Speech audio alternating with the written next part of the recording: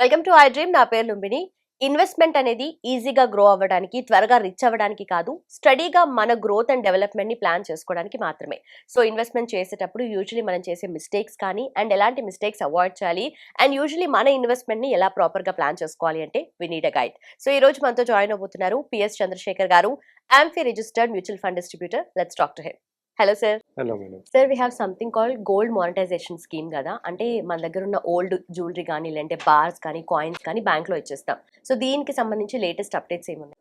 లుంబిని గారు, gold monetisation scheme అంటే అసలు ఏంటి అనేది మనం ఫస్ట్ మాట్లాడదాం మేడం. లేటెస్ట్ అప్డేట్స్ నాకు తర్వాత వస్తాను దానికి. గోల్డ్ మానిటైజేషన్ స్కీమ్ అసలు మనకి ఎప్పుడు స్టార్ట్ అయిందని మాట్లాడుకుంటే నవంబర్ 2015. ఓకే. సో అప్పుడు ఏంటంటే ఆ టైంలో ఏంటంటే బ్యాంక్స్ ఇలాంటి ఐడియల్ గోల్డ్ తీసుకుని మానిటైజేషన్ చేసేది. సో ఇప్పుడు మనం మాట్లాడుకుంటే లేటెస్ట్గా various central minister of finance, RBI, తర్వాత ఈ రిఫైనరీస్, తర్వాత జ్యువెలరీస్, ఓకే. ఎవరైతే ఇండస్ట్రీ వీళ్ళందరూ ఒక మీటింగ్ పెట్టుకుంటూ డిస్కషన్ అనేది చేస్తున్నారు ఈ జిఎంఎస్ స్కీమ్ మీద. ఓకే. సో లేటెస్ట్ చేంజెస్ ఏంటి అంటే మనం మాట్లాడుకుంటే ముందు మేడం ఇది ఒక మీడియం టర్మ్, ఒక లాంగ్ టర్మ్ ఉండేది ఓకే. జిఎంఎస్ స్కీమ్ అనేది. అంటే మీడియం అని మాట్లాడుకుంటే ఒక 5 to 7 years ఉండేది. తర్వాత లాంగ్ టర్మ్ అంటే ఒక 12 to 15 years ఉండేది. ఇప్పుడు లేటెస్ట్ మీటింగ్లో ఏం డిస్కషన్ జరుగుతుందంటే ఇంత సమయం కాకుండా ఒక షార్ట్ టర్మ్ 1 to 3 years అనేది పెట్టుకుంటూ ఒక ప్లానింగ్ అనేది ముందుకు వెళ్తున్నారు. ఓకే.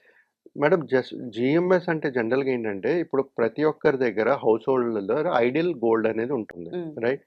ప్రతి ఒక్క హౌస్ హోల్డ్ వాడరు, అలా పెడతారు. దాని నుంచి ఎలాంటి ఇన్కమ్ అనేది లేకపోతే ఎలాంటి ఇంట్రెస్ట్ అనేది రాదు. అవును.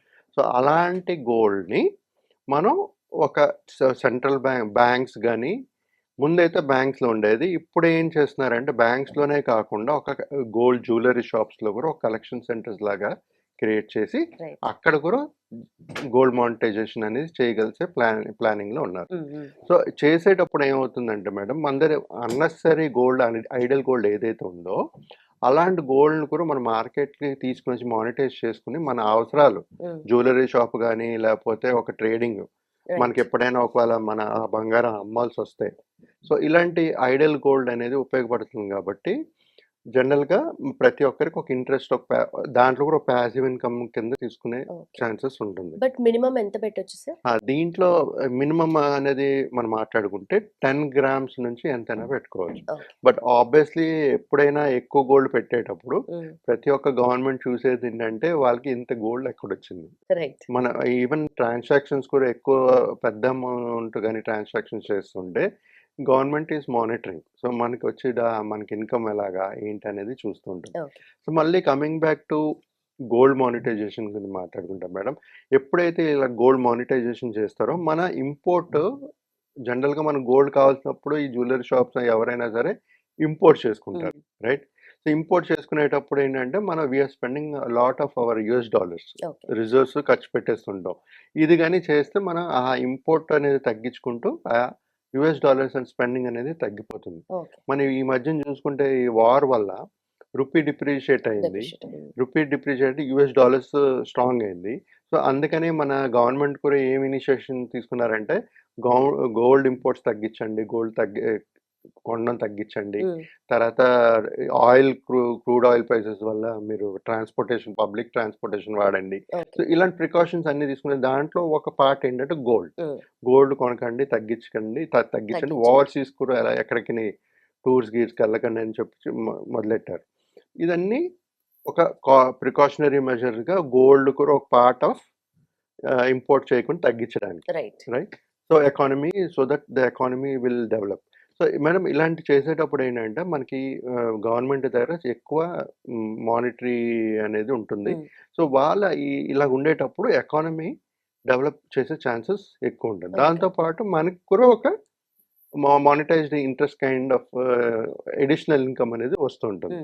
ప్రతి ఒక్కరికి ఉపయోగపడే జిఎంఎస్ స్కీమ్. కానీ ఇప్పుడు మనం మాట్లాడుకుంటే ఇది ఇంప్లిమెంట్ అయిందా అని మాట్లాడితే ఇంకా ప్రాసెస్లో ఉంది, డిస్కషన్ స్టేజ్లో ఉంది.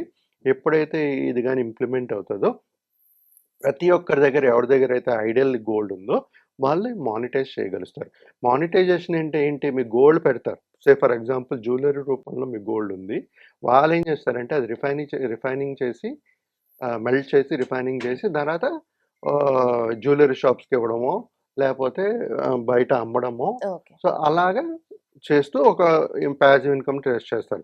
మరి ఒకరు జ్యువెలరీ తీసుకొని మన దగ్గర పెట్టుకొని అది ఎక్కడ ఎవరికి అమ్మకుండా మనం ఇవ్వాలంటే కాదు. రైట్. రైట్? రైట్. కాదు. సో, ఎకానమీలోకెళ్ళాలి అది ఫ్లో అవ్వాలి. ఎకానమీకెళ్ళాలి, రొటేషనల్‌కెళ్ళాలి, రీసైక్లింగ్‌లో వెళ్తేనే ఓకే. వాళ్ళు ఏదో క్రియేట్ చేసి మనకి ఒక మానిటైజేషన్ రూపంలో ఏదో ఇవ్వగలుగుతారు. ఓకే. మేడం మేజర్ ఆబ్జెక్టివ్స్ గురించి మాట్లాడుకుంటే ఫస్టు రెడ్యూసింగ్ గోల్డ్ ఇంపోర్ట్స్ హ్మ్. డీమానిటైజేషన్ స్కీమ్ వల్ల. తర్వాత ఏంటంటే లోవర్ అకౌంట్ డెఫిసిట్. తర్వాత ఈ హౌస్ హోల్డ్ గోల్డ్ ఏదైతే ఐడియల్‌గా ఉందో అది మొబిలైజ్ చేసుకుంటూ మన ఎకానమీకి ఉపయోగించే హ్మ్. ఒక ఆబ్జెక్టివ్. తర్వాత మేడం ముందు గోల్డ్ గవర్నమెంట్ బ్యాంక్స్‌లోనే తీసుకునేవారు.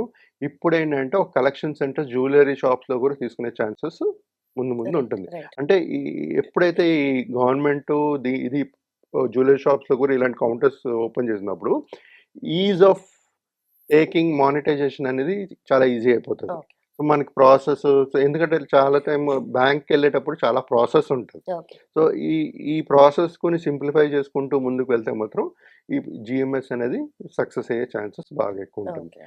తర్వాత మేడం ఆహ్, ఆహ్, జస్ట్ ఇంకోటేంటంటే మేజర్ ఏంటంటే జ్యువెలరీ సెంటర్స్ నేను చెప్పాను గదా! చాలా ప్రతి ఒక్కరిది అంటే మన ఇక్కడి నుంచి మనకి చాలా డిస్టెన్స్ లేకుండా కలెక్షన్ సెంటర్స్ కానీ మనం ఎక్కువ పెట్టుకుంటే మాత్రం ప్రతి ఒక్కరు ఈ జీఎంఎస్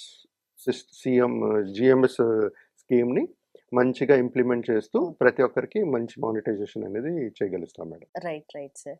అండ్ ఆల్సో దీంట్లో మానిటైజేషన్ కూడా అంటే ఎలా పాసివ్ ఇన్‌కమ్ ఎలా వస్తుంది సార్? అంటే ఇప్పుడు మన గోల్డ్ పెడితే మనకి ఇంట్రెస్ట్ ఇస్తారు. ఇంట్రెస్ట్. అది that is considered as a passive income. Okay. మీరు రెగ్యులర్‌గా పని చేస్తుంటారు. మీకు అదర్ సోర్స్ ఆఫ్ ఇన్‌కమ్ ఉండదు. మీరేం చేస్తున్నారు? మీ దగ్గర ఉండే ఐడియల్ గోల్డ్‌ని పెడుతున్నారు. హ్మ్. అంటే మీకు అక్కడ అడిషనల్ ఇన్‌కమ్ వచ్చేటట్టుగే కదా! పాసివ్ ఇన్‌కమే కదా అది. సో, మీరు దాని మీద బతకట్లే కదా! అవునవును. So, you are getting something from your ideal gold. Right. ఇది వన్ టైమ్ సెటిల్‌మెంట్ కాదా సార్? అంటే ఎలా వస్తుంది పాసివ్‌గా? ఇంట్రెస్ట్ రూపంలో వస్తది. ఓకే. అది క్లారిటీ లేదు మేడం మనకి. రైట్. ఇంకా రైట్. డిస్కషన్ స్టేజ్‌లో ఉంది. అది ఎలాగుంటుంది, ఎలా వర్క్ అవుతుందనేది మనం ఆళ్ళు ఇంప్లిమెంట్ చేసే ఓకే. ముందు మనకి తెలియజేస్తారు. దాన్ని బట్టి మనం మాట్లాడుకోవచ్చు రియల్‌గా. ఓకే. ఇప్పుడు మనం మాట్లాడుకుంటే మేడం మన ఇండియాలో 30,000 టన్స్ ఆఫ్ గోల్డ్ ఐడియల్‌గా ఉన్నాయి. బట్ నిజంగా హౌస్ ఎక్కడ హోల్డ్‌లో. వరల్డ్‌లో గూడా ఇండివిడ్యువల్స్ దగ్గరే ఇంత జ్యువెలరీ ఉండదు. అవును. ఓకే. సో, అలాంటి గోల్డ్‌ని కూడా మనం మానిటైజ్ చేసి మనకొక ఇన్‌కమ్ వచ్చేటట్టు చేసుకోగలుగుతున్నామంటే, ఓకే. ఇది ఇంకోటి ఏంటంటే మేడం మ్యాండేటరీ అయితే కాదు. రైట్. మనకు కావాలంటే ఇచ్చుకోవచ్చు, లేకపోతే లేదు. ఓకే. ఓకే. సో, ఆ విధంగా గవర్నమెంట్ మాట్లాడుతూ ఈ స్కీమ్ ముందుకు తీసుకువెళ్తుంది madam. Okay. Right sir. Thank you so much. Thank you Ramani గారు.